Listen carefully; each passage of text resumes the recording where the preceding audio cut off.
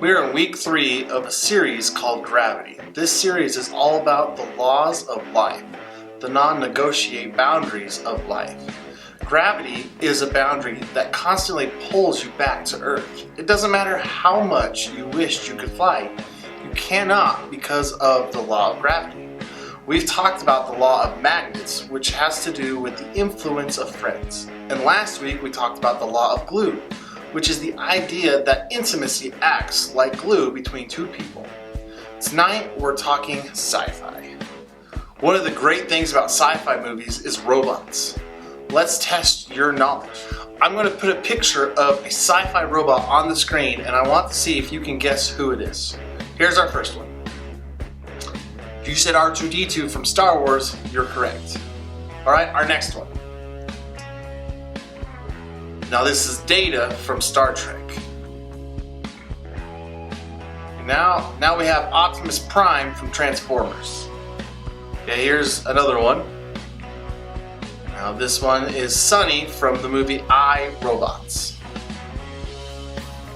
This one is a little bit old, but this one is the 80s robot from the Muppets movies.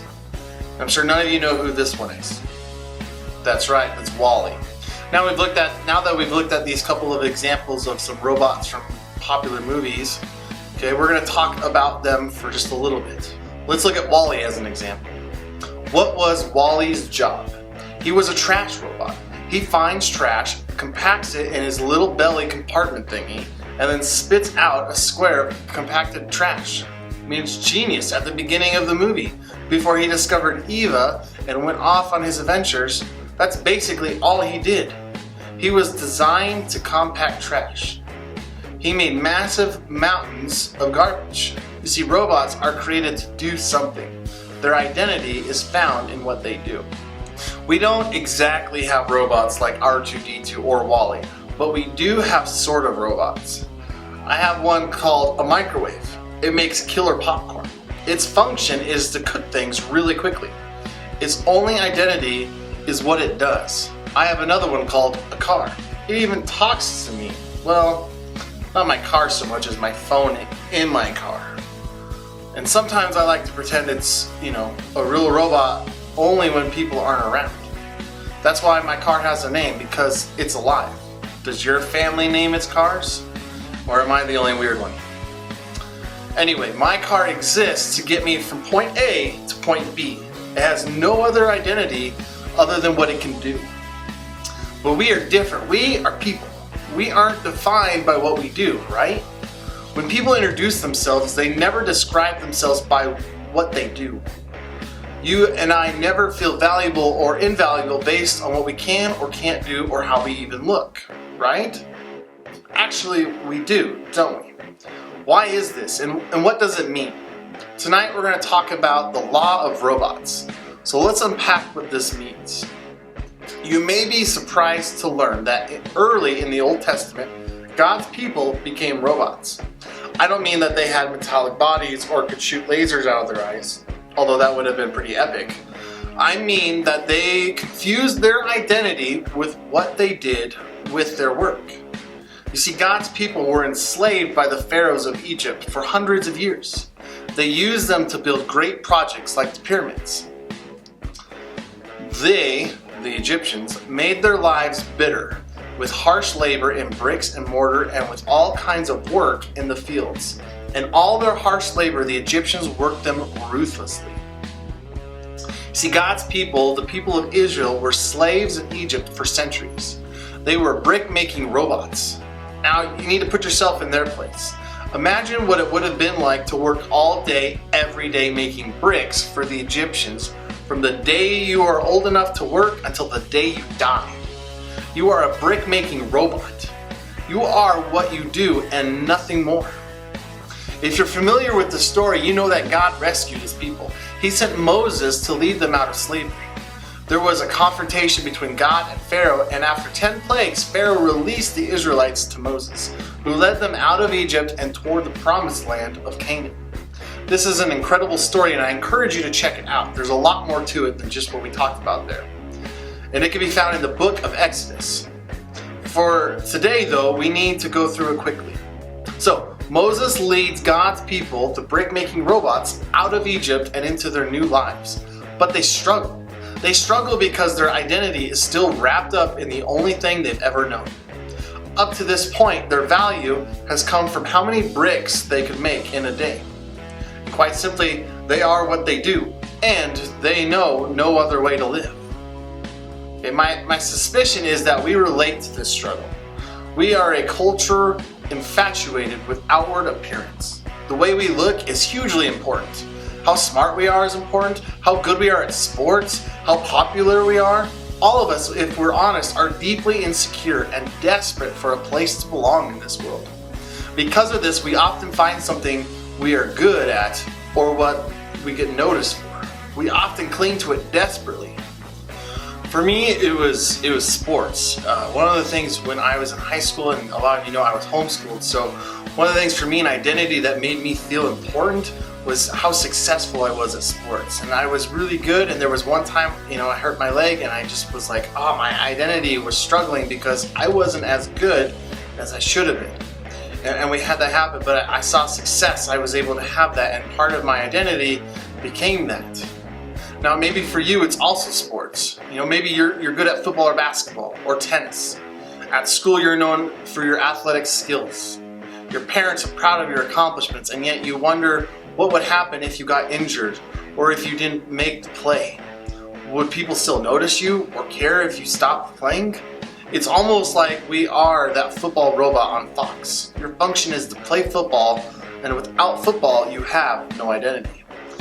Maybe it's the way you look. From a young age, people have commented on your good looks. It went from being a cute kid to a popular middle schooler to a sought-after date in high school.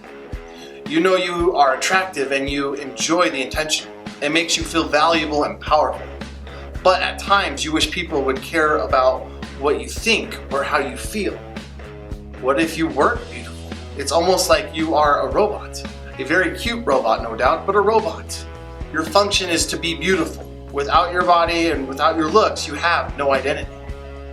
Maybe it's your grades. You're smart. Let's be real, you're probably going to finish in the top 10 of your class and score a decent scholarship.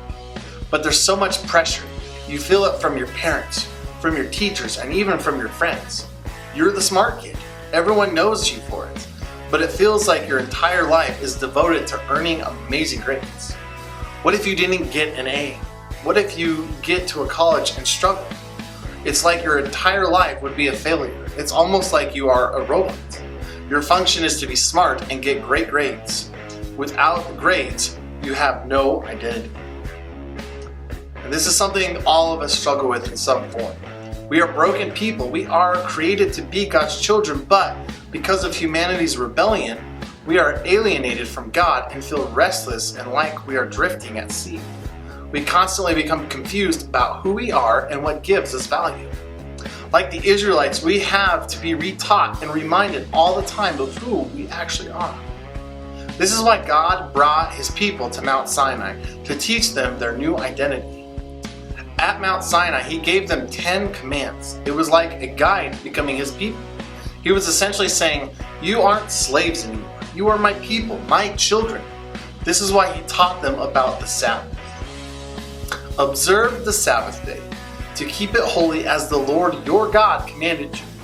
6 days you shall labor and do all your work, but the seventh day is a Sabbath to the Lord your God.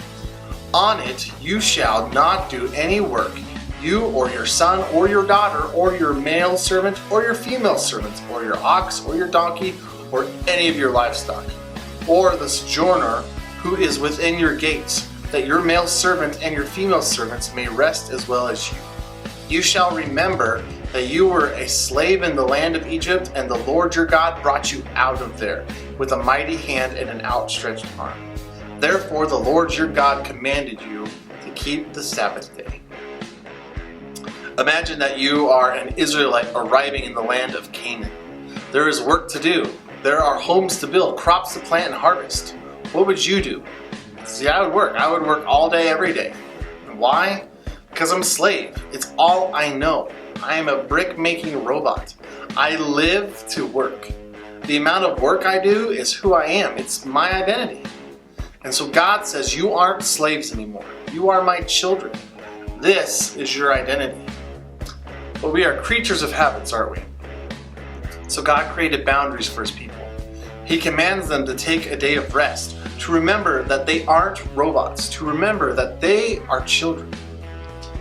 And to us, God would say, you aren't a robot. Your value doesn't come from how funny you are, how good you are at volleyball, from how beautiful or popular you are, or how smart you are. Your value comes from who you are in me. You are my beloved child. We are God's children. We are loved and cherished sons and daughters. Galatians 4:4-7 says, but when the right time came, God sent his son, born of a woman, subject to the law. God sent him to buy freedom for us who were slaves to the law, so he could adopt us, his very own children. And because we are his children, God has sent the Spirit of his Son into our hearts, prompting us to call out, Abba, Father. Now you are no longer a slave, but God's own child.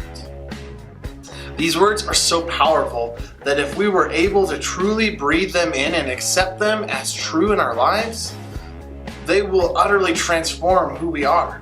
We are no longer slaves. You are God's own children. Perhaps you've become a robot. Maybe it's time to remember who you are in Jesus. Maybe it's time for a Sabbath. The ancient Israelites rested from their work to remember that they weren't brick-making robots. What would it look like for you to take a rest from your work to remember that you're not a robot? We need to remember you aren't what you do or how you look. You are a treasured son. You are a treasured daughter. This is your identity.